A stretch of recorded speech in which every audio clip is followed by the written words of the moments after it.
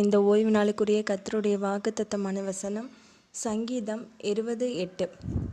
அவர்கள் முறிந்து விழுந்தார்கள், நாங்களோ எழுந்து நிமிர்ந்து நிற்கிறோம். ஃப்ரெண்ட்ஸ், இந்த ஓய்வு நாளில் கர்த்தர் நமக்கு அற்புதமான ஒரு வார்த்தை கொடுத்துருக்கிறாரு.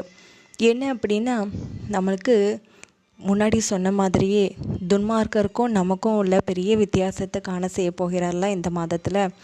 அதே மாதிரி அவர்கள் அப்படிங்கிறது துன்மார்க்கர், இன்னும் சொல்லப்போனால் புறமதஸ்தர்கள் எல்லாருமே அவங்க முறிந்து விழதான் செய்வாங்க, நம்ம சத்துருக்களும் கூட. ஏன்னா அவங்களுக்கு நிற்கிறதுக்கு அந்த மாதிரியான பலன் கிடையாது. ஏன்னா நாம் கிறிஸ்துவின் மேலே நம்ம நல்ல அஸ்திபாரம் போட்டு நிற்கும்போது நாம் எழுந்து நிமிர்ந்து நிற்க முடியும். என்னதான் நம்மளுக்குடைய காரியங்களில் கைக்கூடி வராமல் கீழே விழுந்து விழுந்து இருந்தாலும் கூட நாம் அப்படியே முறிஞ்சு விழுந்து போயிட மாட்டோம். கண்டிப்பாக திரும்ப எழுந்து நிற்போம். அவங்களுக்கு முன்னாடியே நாம் பிரகாசிக்கிறத அவங்க காண்பாங்க. இது கர்த்தர் நமக்கு கொடுத்துருக்கிற அற்புதமான வார்த்தை. இதுலேயும் ஒரு பெரிய ஒரு ஆசீர்வாதம் என்ன அப்படின்னா, கர்த்தர் நம்ம கூட இருக்கும்போது நாம் எங்கே இருந்தாலும் என்ன மாதிரியான பிரச்சனையை எதிர்கொண்டாலும் கண்டிப்பாக நாம் அதிலிருந்து சீக்கிரமாக வெளியில் வந்துடலாம்.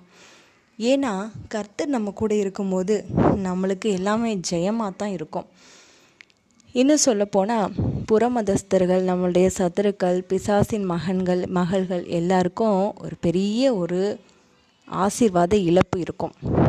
என்ன அப்படின்னா, ஒரு சின்ன ஒரு கஷ்டமோ இல்லை அவங்களுக்கு ஒரு வேதனையோ வரும்போது அவங்களால எழுந்து நிற்க முடியாது. அப்படியே முறிஞ்சு அதிலே விழுந்து கிடப்பாங்க. இல்லை அப்படின்னா அவங்கள முழுசாக சத்துருவானவனாகிய பிசாசு ஆளுகை செஞ்சான்னா அவங்கள பாவத்துக்கு நேராக தள்ளப்பட்டு கடைசியில் அவங்களுக்கு மரணத்துக்கு தான் சமீபமாக கொண்டுட்டு போவான். அது அவங்களுக்கு தெரியாதபடி அவங்களுடைய கண்கள் எல்லாத்தையும் பிசாசு மறைச்சி வச்சுருப்பான். அதனால் அதுக்கப்புறம் அவங்களால அதுக்குள்ளேருந்து எழுந்து நிற்க முடியாது. அப்படியே அவங்களுடைய வாழ்க்கை முறிஞ்சு விழுந்துற மாதிரியான ஒரு சூழ்நிலைமை வரும். ஆனால் கர்த்தர் நம்ம கூட இருக்கும்போது நமக்கு அநேக சோதனைகள் நம்மளுடைய காரியங்களில் இருக்கும்.